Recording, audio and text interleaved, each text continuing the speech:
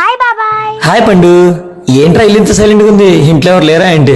Mummy daddy బయటికి వెళ్ళారు. Mummy daddy ఇంట్లో లేనప్పుడు నేను డైరెక్ట్ గా డోర్ తీద్ది రెండుసార్లు చెప్పాను.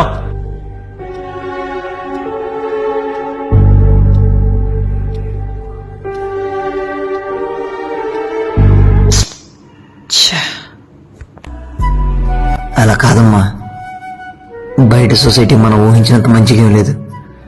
వయసు గురించి కూడా ఆలోచించకుండా చెప్తాను కొడుకు. ఇంటికి ఎవరైనా వచ్చి డోర్ కొడితే మమ్మీనో డాడీనో పిలవాలి. ఒకవేళ మమ్మీ డాడీ ఇంట్లో లేకుండా నువ్వు ఒంటరిగా ఉంటే అప్పుడు ఇలా ఇలా కిటికీలోంచి చూసి వచ్చిన వాళ్ళు తెలిసిన వాళ్ళైనా తెలియని వాళ్ళైనా సరే మమ్మీ డాడీ ఇంట్లో లేరు, బయటికి వెళ్ళారని చెప్పాలి. నువ్వు వెంటనే డోర్ తీయకూడదు, అర్థమైందా? ఇంట్లో ఎవరు లేనప్పుడు నీ జాగ్రత్త నీ చేతిలోనే ఉంటుందిరా. ఇప్పుడు నేను చెప్పేదంతా నీకు అర్థం కాకపోవచ్చు, కానీ ముందు ముందు అర్థమవుతుంది. నేను చెప్పిన జాగ్రత్త.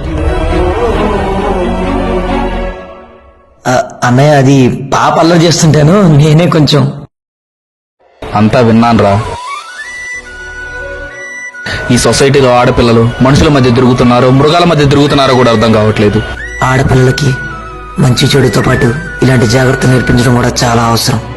మన జాగ్రత్త మన చేతిలోనే.